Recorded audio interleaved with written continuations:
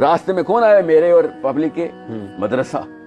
جب بھی میں کہتا ہوں نا کہ بھائی فلسطین میں بچہ مر گیا ہمارا، ایک ایک بچی چھوٹی 8 مہینے کی بچی ذبح ہو رہی ہے، مسجد کے مولوی صاحب کیوں چپ کر کے بیٹھے ہیں؟ حکومت کا کام ہے سر، ہم سے تو سوال نہیں ہوگا. نعوذ باللہ، یہ اسلام سیکھا ہم نے. آپ کے سامنے ایک بچی ذبح ہو رہی ہو، اصلی میں کسی اور اس کی ماں آپ کو دعائی دے رہی ہو، اور آپ کہیں میرے نواز شریف نے منع کی ہے تجھے میں کچھ نہیں کہوں گا، اور یہ اسلام ہے؟ آپ لوگوں کو یہ اسلام پہنچا ہے کہ ہاں جی یہی پہنچا ہے، اس لیے مدرسہ ڈاؤن ہوا ہے، اس لیے کوئی عزت نہیں کرتا. 7 اکتوبر کے بعد تو کسی عالم کو میرے سامنے بیٹھنے کی ضرورت نہیں ہونی چاہیے، کیونکہ یہ سوال میں کرتا ہوں کہ فلسطین کی بچی کے پیچھے آپ لوگوں نے پوری کی پوری حکومت کو گردن سے پکڑ کے فلسطین کیوں نہیں بھیجا؟ آپ کے پاس تو مسجدیں تھیں، لاکھوں میں مسجد تھی، مگر آپ کے پاس پتہ کیا تھا؟ آپ کے پاس وہ فتویٰ تھا کہ نہیں، ان لوگوں کے خلاف میں نے بات نہیں کرنی. ایسے فلسفے پہ بھی لعنت ہو، ایسی سوچ پہ بھی لعنت ہو کہ جو ایک فلسطین کے 30,000 بچوں، اور کیا اس سے بھی سخت، اس گولی سے سخت ہوئے الفاظ ہیں جو بچی کے 8 مہینے کی بچی کے گلی میں اسرائیل کی گولی لگتی ہے، اس سے بھی سخت الفاظ ہیں. محمد بن سلیمان کی بیعت کرنا سخت ہے یا پھر اس بچی کو مرنا سخت ہے؟ آپ مجھے بتائیں کون سی چیز زیادہ سخت ہے؟ بہت آسان کر کے میں بتا رہا ہوں آپ کو. سوال ہم سب کے دلوں میں ہے. اکتوبر کے بعد مجھ جیسے مسلمان کو نہیں چین آنا. میرے سامنے تو جب کوئی مولوی صاحب آتے ہیں تو میں ان کو یہ دیکھتا ہوں کہ بھائی عین موقع پہ چھپ کے بھاگ جاتے ہو، اور وہ بھی فتووں کی آڑ میں، اور سر پہ قرآن رکھا ہوتا ہے. یہ اسلام نے یہ سکھایا کہ فلسطینیوں کو مرنے دینا ہے؟ یہ کون سا اسلام ہے جو ہم تو کفار کو مرنے نہیں دیتے؟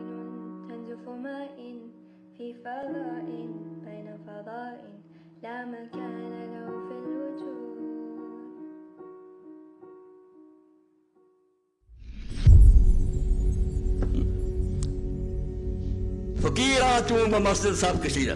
خدا کے لیے ان خطبوں کو حسینی دین کی بات سن کر نہ سنائیں کہ دین کیا تھا، کس طرح مذہب بن گیا. فقیرہ چون مسجد سب کشیدہ. جب فقیر تھے مسلمان، مسجد میں سب باندھتے تھے، نماز گرے بان شہنشاہ حاضری. نماز اتنی قوت دیتی تھی انہیں، قرآن سن کر نکلتے تھے کہ اٹھ دو تخت ان کے. وہ جا کر بادشاہوں کے گریبان پکڑ لیتے تھے، تختوں سے اتار کر ادھر پھینک دیے. ونے چون دل میں آنے سینہ افسرد، مسلمانہ بدرگاہ خلیلا. جب دل سینے میں سو گئے، مردہ ہو گئے، مسلمان خانقاہوں میں گھس گئے. حضر اس فقر و درویشی سے جس نے مسلمان کو سکھا دی سر بدیری.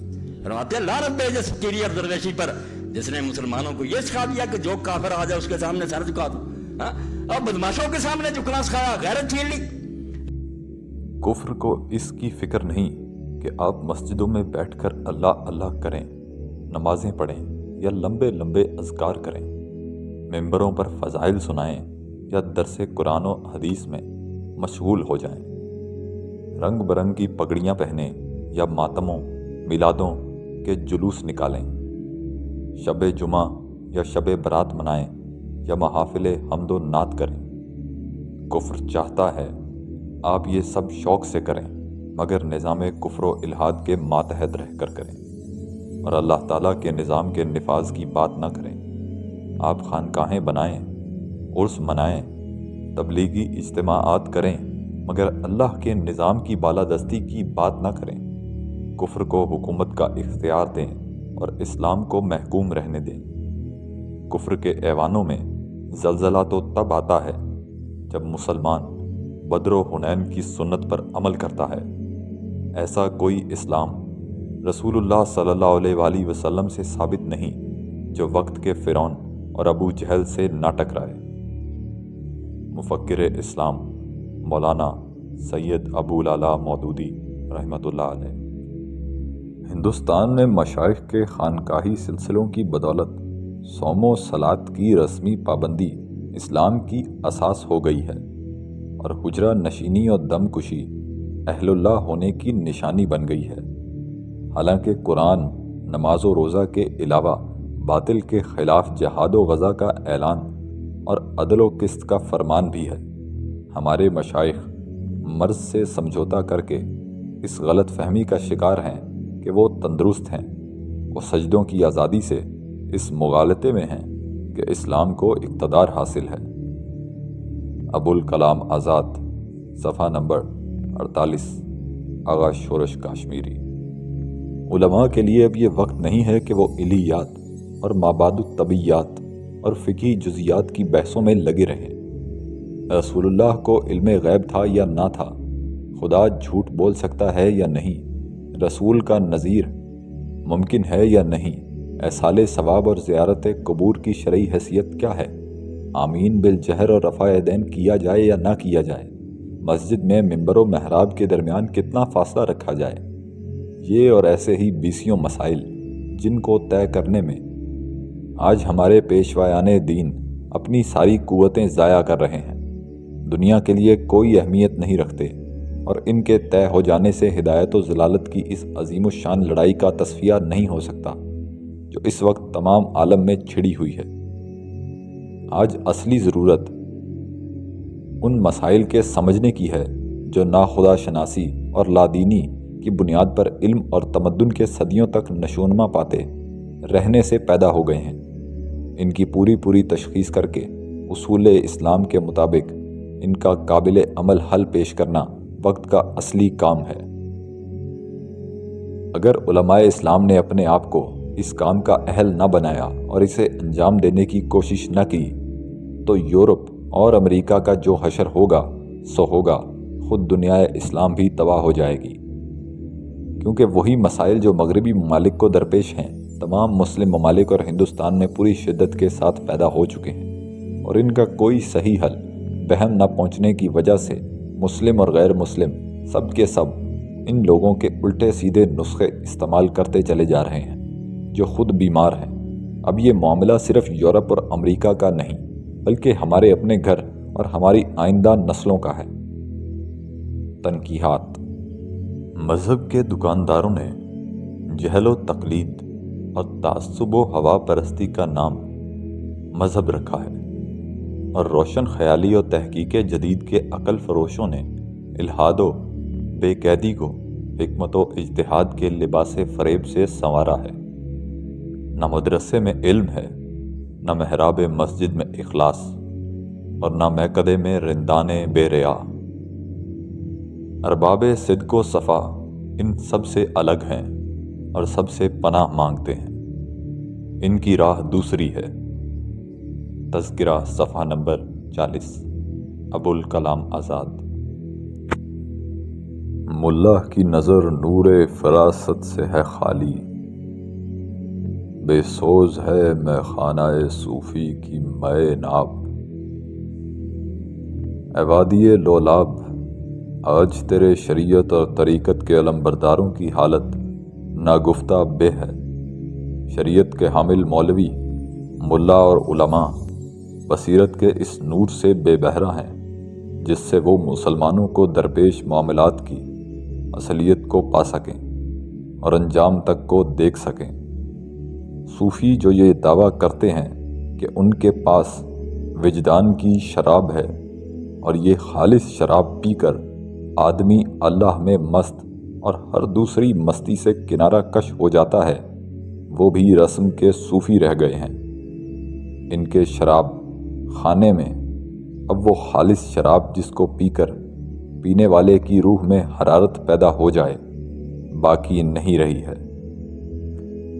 یہ ہماری سعی پہم کی کرامت ہے کہ آج صوفی و ملا ملوکیت کے بندے ہیں تمام۔ تشریح۔ شیطان کا پہلا مشیر کہتا ہے، یہ ہماری لگاتار کوشش کا عقل کو حیران کر دینے والا نتیجہ ہے کہ آج تصوف، طریقت اور دین شریعت کے میدانوں کے لوگ صوفیانہ اور دینی روح سے بیگانہ ہو کر بادشاہت کے غلام بن چکے ہیں۔ وہ صوفی جن کے بوریا کے آگے کبھی تخت جھکتے تھے آج خود بادشاہوں کے تخت کا طواف کر رہے ہیں۔ یہی صورتحال علماء دین کی بھی ہے۔ کل تک جو جابر سلطان کے سامنے کلمہ حق کہنے سے خوف نہیں کھاتے تھے آج مصلحت کا شکار ہو کر ان کی ہاں میں ہاں ملا رہے ہیں۔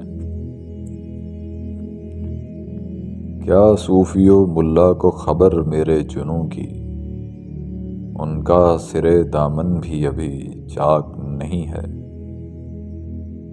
اقبال کے ہاں جنون کا لفظ تقریباً عشق کا ہم معنی ہے۔ عشق دنیا کو بہتر جگہ بنانے کی شدید خواہش کا نام ہے۔ صوفی اور ملا دعویٰ کرتے ہیں کہ وہ انسانوں، مسلمانوں کے خادم ہیں، لیکن ان کے ہاں معاشرے کو سنوارنے کی وہ خواہش مجھے نظر نہیں آتی جو میرے دل میں ہے، بلکہ ان کے ہاں انسانوں سے ذرا سی محبت بھی موجود نہیں۔ ان کے دامن تو ابھی پوری طرح سلامت ہیں، یعنی وہ بالکل نارمل معمولی زندگی گزار رہے ہیں، جبکہ عشق و جنون میں انسان اتنا بے قرار ہوتا ہے کہ معمول کی کیفیت سے ہٹ جاتا ہے۔ اقبال نے صوفی اور ملا سے اپنا تقابل کیا ہے اور بتایا ہے کہ مجھے ملت سے شدید محبت ہے جو جنون کی حد تک پہنچی ہوئی ہے، جبکہ صوفی اور ملا کے دل ملت کی محبت سے بالکل خالی ہیں۔ شعر مردوں سے ہوا بے شائے تحقیق تہی، رہ گئے صوفی و ملا کے غلام اے ساقی۔ تحقیق کا جنگل خدا کے شعروں اور جواں مردوں سے خالی ہو گیا۔ اے ساقی، اب وہی لوگ باقی رہ گئے ہیں جو یا تو صوفیوں کے غلام ہیں یا ملاؤں کے۔ اے خدا، مسلمانوں میں مدتوں سے تحقیق کا ذوق ختم ہو چکا ہے۔ خانقاہوں اور مدرسوں میں جو لوگ مسند ارشاد و درس پر بیٹھے ہوئے ہیں وہ زیادہ تر اسلاف پرستی اور تقلید میں مبتلا ہیں، جس کا نتیجہ یہ ہے کہ علمی ترقی بند ہو گئی ہے۔ ان غلاموں کا یہ مسلک ہے کہ ناقص ہے کتاب، کہ سکھاتی نہیں مومن کو غلامی کے طریق۔ جلوت و خلوت کے یہ دونوں گروہ خاص کر علماء دین محکومی اور غلامی کے دور میں اس قدر بدل چکے ہیں اور غلامی سے اس حد تک مانوس ہو چکے ہیں کہ اس بنا پر وہ قرآن میں بھی یہ نقص نکال رہے ہیں کہ یہ لوگوں کو غلامی پر قناعت کرنے کی تعلیم کیوں نہیں دیتا۔ چنانچہ بعض نے اعلاناً سرعام یہ کہہ دیا کہ اس دور میں جہاد مسلمانوں پر حرام ہے اور انگریزی سلطنت کے ساتھ وفاداری عین دین ہے۔ قرآن میں اگر اجتہاد کیا بھی تو ان علماء سو نے الٹے رخ کیا، سیدھے رخ نہیں کیا۔ ہندوستان میں مسلمان جو دینی علوم پڑھتے ہیں وہ صرف درسی کتابوں کے مطالعے کو کافی سمجھتے ہیں۔ دین اسلام میں جو حکمت ہے، شریعت میں جو نکات اور اسرار مخفی ہیں، ان کی تحقیق کا کسی میں ذوق نہیں ہے، نہ کہیں عمل کی طرف اور رغبت نظر آتی ہے، نہ علماء میں غور و فکر کا مادہ دکھائی دیتا ہے۔ اب رہے صوفی تو ان میں بھی جرت غور و خوض نہیں ہے۔ افسوس، یہ سب غلامی اور قرآن تقلید اور ذوق تحقیق کے زوال کا نتیجہ ہے۔ اور جو لوگ علم دین پڑھتے ہیں ان کی حالت یہ ہو گئی ہے کہ وہ اپنے آپ کو تو دین کے سانچے میں ڈالتے نہیں بلکہ دین کو اپنے خیالات کے تابع بناتے رہتے ہیں۔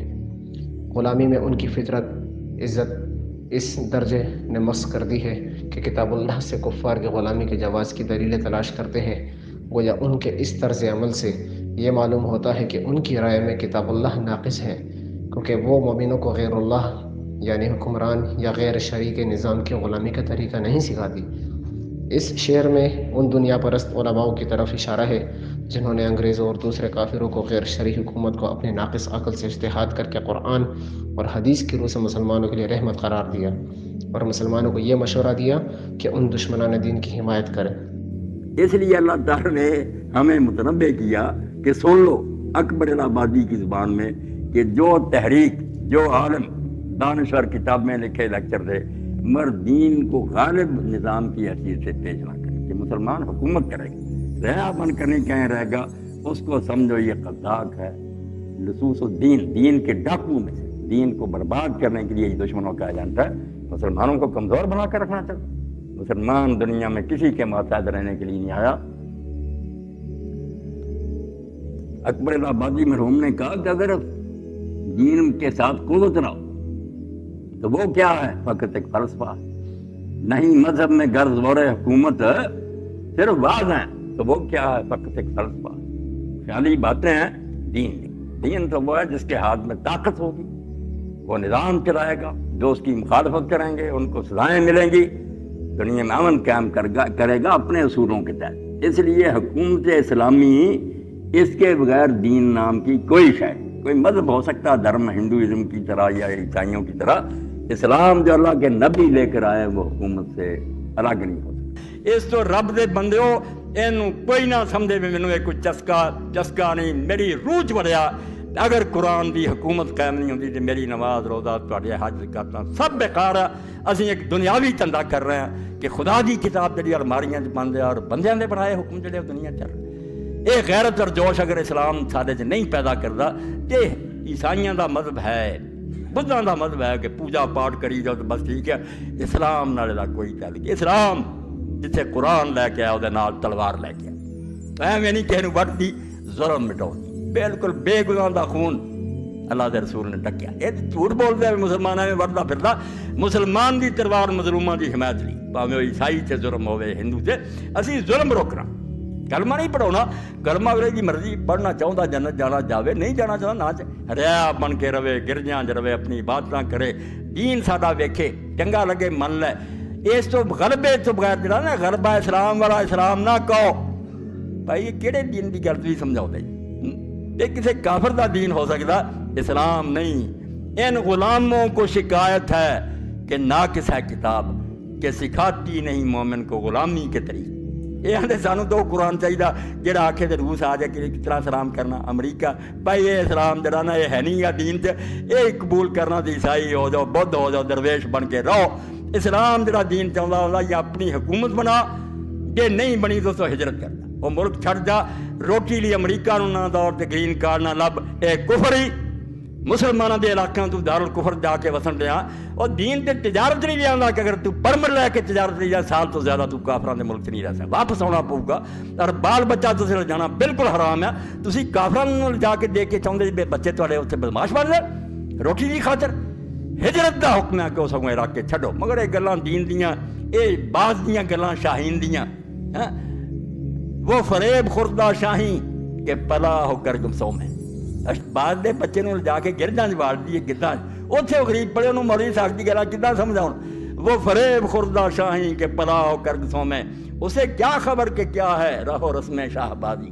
اور بعض اچے اڑتے ہیں, وہ کوے نہیں ہوں مردار کھاندے, اسی کوے بن چکے ہیں. روٹی لبے پاوے سکھ آ جانے ہندو آ جائیں, یہ نہیں اسلام. اس راز سے واقف ہے نہ ملا نہ فقیر, وحدت افکار کی بے وحدت کردار ہے خام. افسوس نہ ہمارے علماء اس راز سے واقف ہیں نہ فقہا کہ جب تک قوم میں کردار کی وحدت پیدا نہ ہو, افکار کی وحدت اگر پیدا ہو بھی جائے تو کوئی فائدہ نہیں دیتی.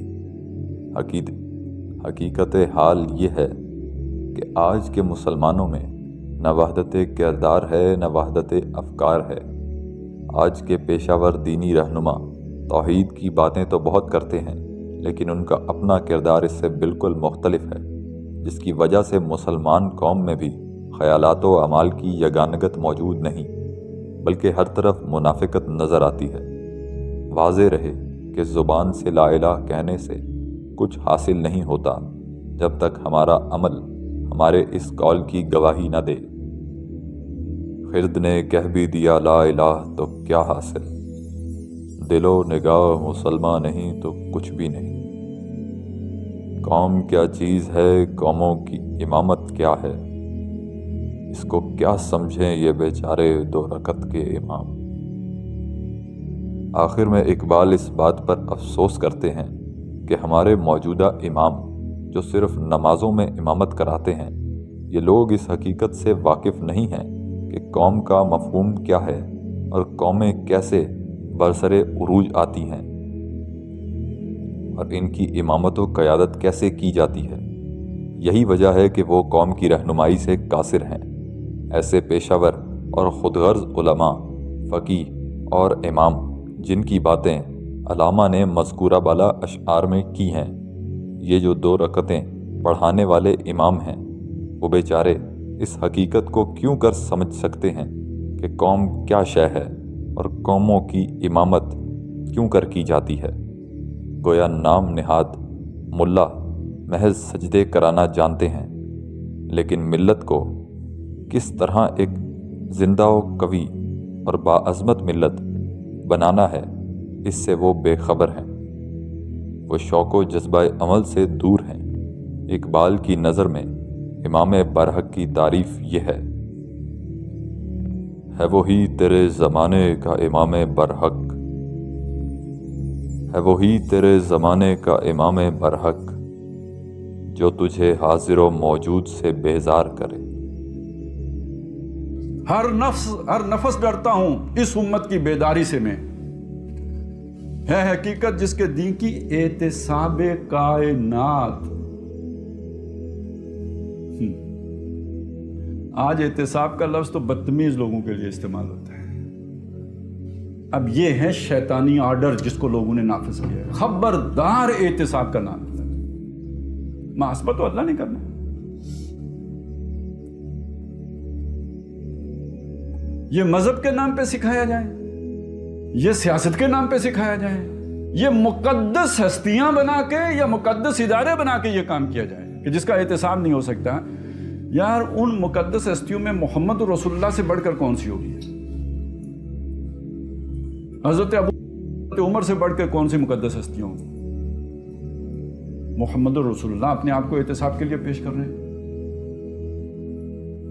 حضرت ابو بکر فرما رہے ہیں میں سیدھا چلوں میری اطاعت تم پر فرض ہے، میں ٹیڑھا ہو جاؤں مجھے سیدھا کرنا تم پر فرض ہے۔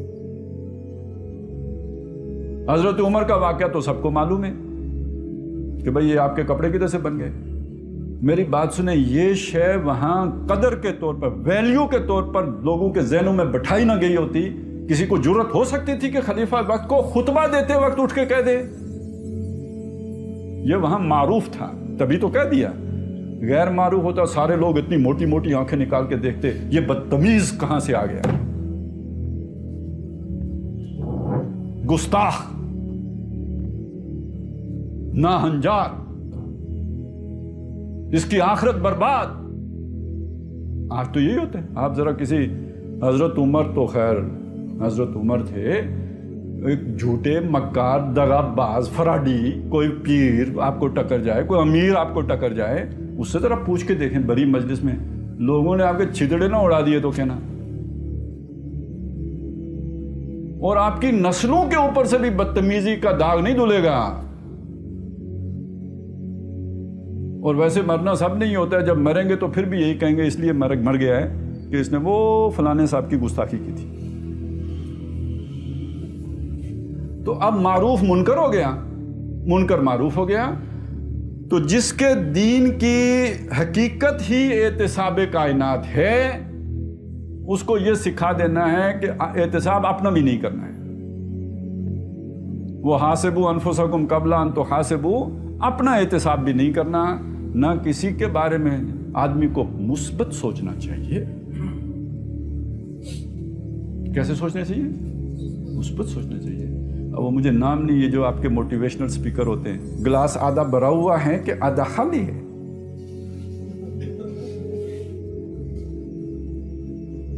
پتہ چل جاتا ہے بندہ منفی سوچتا ہے کہ مثبت سوچتا ہے، تو مثبت سوچنا چاہیے۔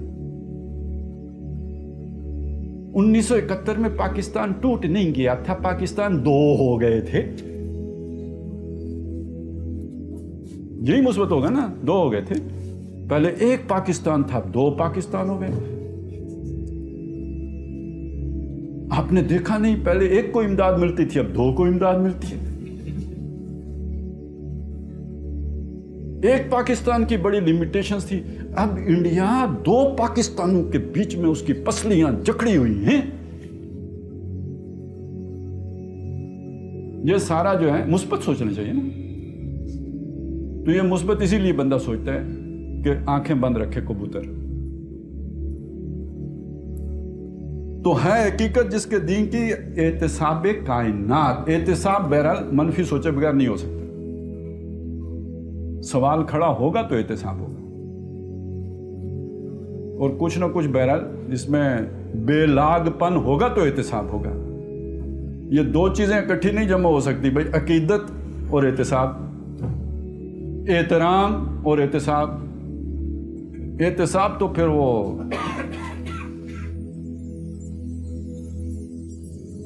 کھرا برا کام ہے۔ ابھی جو میں نے غلامی کی تشریح کی تھی نا کہ بھئی اس کے اندر بغاوت نہ پیدا ہو جائے، اس کے اندر احتساب کرنے کا جذبہ نہ پیدا ہو جائے، یہ کسی کو سوال کرنے جوگا نہ ہو جائے۔ اس کے برعکس جو بھی صورتحال ہے وہ اصل میں خانقاہی تصور ہے وہ عیاشیوں میں پیدا ہو، وہ جناب جو آج کل نئے نئے خوبصورت پیارے پیارے سونے نظریات غامدی صاحب دے رہے ہیں، اس سے پیدا ہو، کیونکہ اتنی میٹھی منطق ان کی ہے کہ اتنی میٹھی چھری کسائی کی بھی نہیں ہوتی۔ یعنی یہ والا سارا کام کہ بندہ غلام کا غلام رہے، اس کے اندر بغاوت نہ پیدا ہو، جتنے سونے طریقے سے غامدی صاحب کرتے ہیں آدم علیہ السلام کے ساتھ، اتنے سونے طریقے سے اس بڑے بابے نے بھی نہیں کیا ہوگا۔ وغرہما بغرور فدلہما بغرور، تو اس نے دلیلیں دے دے کے جھوٹ کی، ان کو قائل کر لیا کہ یہ دانہ کھا لو۔ غامدی صاحب بھی کمال کرتے ہیں ویسے، قرآن مجید میں کہیں سود دینے سے تو منع نہیں کیا گیا، کھانے سے منع کیا گیا ہے۔ الذین یاکلون الربا یا ایھا الذین آمنوا لا تاکلوا الربا، یہ مولویوں نے ایویں کھینچ کے تو دینے کو بھی منع کر دیا، حالانکہ کھانا منع تھا۔ تو بھائی کوئی کسی کو دے نہ تو کھائے گا کیا، اور کوئی کھائے نہ تو کوئی دے گا کیسے؟ اور ویسے تو قرآن کہتا ہے نا کہ تعاون نہ کرو برائی پر، وَلَا تَعَاوَنُوا عَلَى الْإِثْمِ وَالْعُدْوَانِ، اگر چلیں کھانا ہی منع ہے، میں کسی کو کیوں کھلاؤں؟ سوچنے کی بات ہے نا، خنزیر کھانا منع ہے نا، میں آپ کو ڈش پیش کروں تو میں نہیں گناہگار ہوں گا؟ کیا کہتی ہے ویسے آپ کی عقل شریف؟ تو اگر اس خنزیر سے 1000 گنا بڑا حرام جو ہے وہ سود ہے، اور میں کسی کو کھلا رہا ہوں تو مجھے کوئی گناہ نہیں ہوگا۔ اور یہی بات ہے جو حضور نے فرمائی ہے نا، کھانے والی کے ساتھ ساتھ کھلانے والا بھی، اس پر گواہ بننے والا بھی، اس کا مائدہ لکھنے والا بھی، سارے لعنتی ہیں۔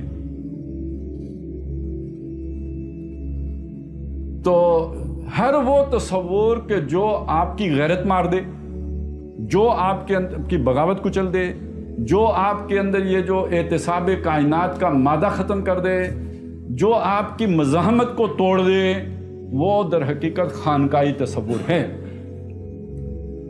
وہ جدید فلسفے کی صورت میں ہو یا تصوف کی صورت میں ہو، وہ شعر و شاعری کی صورت میں ہو یا عیاشیوں کی اور ماڈرنزم کی یا جو لبرلزم کی صورت میں ہو، جو آپ کو زمانے کے ساتھ سازگاری اختیار کرنا سکھائے یا اس کے نیچے دب کے رہنا سکھائے اور اس کا غلام بن کے رہنا سکھائے یا اس کا پتر بن کے رہنا سکھائے، یہ سارا خانقاہی تصور ہے۔ پہلے وقتوں میں یہ تراشا گیا تھا اور آج کے وقتوں میں کئی چیزیں تراشی گئی ہیں۔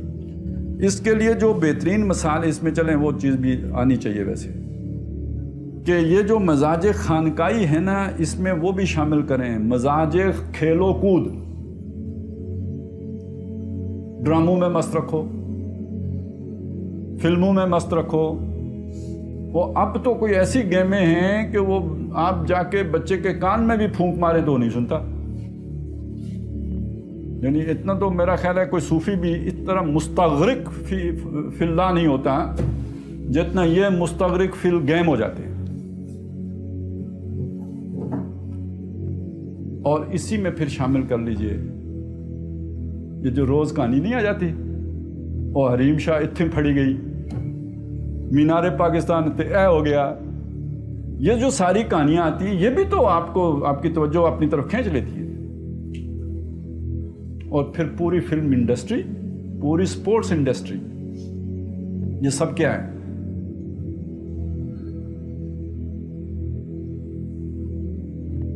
اور ساتھ ہی اگر آپ کو اچھا لگ جائے تو سوشل میڈیا بھی جو بیکار باتوں والا ہے، چلیں کوئی کام کی بات ہو، کوئی دین کی بات ہو، کوئی اللہ رسول کی بات ہو تو ٹھیک ہے، لیکن جو خام خواہ جناب ساری رات چیٹنگ ہو رہی ہے، وہی وہ جیسے کوئی صوفی جو ہے نا وہ رات بسر کر دیتا ہے اور صبح سو جاتا ہے، تو یہ تو ہمارے آج کے ماڈرن صوفی بھی یہی کرتے ہیں، ساری رات چیٹنگ کرتے ہیں، صبح سو جاتے ہیں۔ یہ بھی مزاج خانقاہی ہے۔ اور یہ مزاج خانقاہی کا جو بانی مبانی نضر بن حارث، جو لونڈیاں لے کے آیا تھا مصر سے اور کہانیاں لے کے آیا تھا یمن سے یا ایران سے، اور رات کو لوگ کہتے ہیں کیا قرآن سننے جاؤ گے، پڑھنے جاؤ گے، ادھر آؤ ہم آپ کو سٹوریاں سناتے ہیں اور خوبصورت چہروں سے سناتے ہیں۔ تو وہ خوبصورت چہرہ کہانی سنا رہا ہو تو کہانی ویسے ہی خوبصورت ہو جاتی ہے. کہانی بیکار بھی ہو، سنانے والا چہرہ حسین ہو تو کہانی میں جان پڑ جاتی ہے. تو اس لیے جناب یہ سارا کچھ جو جال بنا ہوا ہے نا، یہ شیطان کا جال ہے، ویب. اور یہ وہ جال ہے کہ اس کو غلام بنا کے اس کے اندر کوئی نعرہ مستانہ لگانے کا جذبہ باقی نہیں چھوڑنا. یہ مست رکھو ذکر و فکر صبح گائی میں اسے. تو یہ یعنی ذکر و فکر صرف وہی والا نہ لیں مراد، یہ سارا کچھ لے لیں تو چلیں. وہ تو پھر بھی چلیں، اس سے کوئی نیلی پیلی روشنی تو نظر آتی ہوگی، اس سے تو بڑی ٹیڑھی میڑھی لائنیں کھنچ جاتی ہیں دماغ میں. تھوڑے عرصے کے بعد بندہ سائیکو ہو جاتا ہے. تو یہ جناب اس نے جو شیطان نے اپنے مریدوں کو اور اپنی پارٹی کو اور اپنے سپاہیوں کو جو ٹاسک دیا ہے تا صبح قیامت تک کے لیے، وہ بس یہ ہے کہ مومن کو محروم یقین رکھنا ہے، مومن کے اندر کوئی بغاوت کا جذبہ نہ پیدا ہونے دے. اچھا وہ اب آ جائے نا، وہ 2 شعر یاد کریں اقبال کے. ہے وہی تیرے زمانے کا امام برحق جو تجھے حاضر و موجود سے بیزار کرے. اور آخری شعر اس نظم کا کیا ہے؟ فتنہ ملت بیضا ہے امامت اس کی جو تجھے سلاطین کا پرستار کرے. تو وہ پیر صاحب ہوں، وہ کوئی بہت بڑے اسکالر صاحب ہوں، دانشور صاحب ہوں، اللہ والے ہوں، غیر اللہ والے ہوں، جو بھی ہوں، جو آپ کو اس زمانے کے ساتھ سازگاری اختیار کرنے کی اور جب تک کفر بوا کا حکم دیا جائے اس وقت تک اطاعت کرتے رہنے کی جو لوری آپ کو دیتے ہیں، یہ ہیں کہ جو اس کا مشن پورا کرتے ہیں. اور جو آپ کو بیزار کرتا ہے، چونکہ یہ اس وقت پوری دنیا شیطان کی دنیا، ہم رخصت ہوئے اور انہیں سنبھالی دنیا، پھر نہ کہنا ہوئی توحید سے خالی دنیا. یہ دنیا توحید سے خالی دنیا، اس دنیا سے جو آپ کو بیزار نہیں کرتا اور آپ کو کہتا ہے بھائی بیٹا آسٹریلیا جا، یورپ نکل جا، کینیڈا پہنچ، اور کچھ نہیں ہوتا تو جلدی سے کابل پہنچ کے تو امریکی جہاز تے چڑھ امام دینا، ٹہرا نال لٹک امام دینا. تو یہ وہ ہے کہ در حقیقت جو آپ کو زمانے کا پرستار بناتا ہے، اس کے ساتھ سازگاری سکھاتا ہے، یہی آپ کا دشمن ہے. یہ جس روپ میں بھی ہو، داڑھی والے روپ میں ہو یا بغیر داڑھی والے روپ میں ہو، یہ آپ کا دشمن ہے اور وہ آپ کا سجن ہے جو آپ کو بیزار کرتا ہے. اور یہ جو آپ کو اس کی پرستاری سکھاتا ہے، یہ ذکر و فکر صبح گائی ہے جو اس میں مست کر دیتا ہے.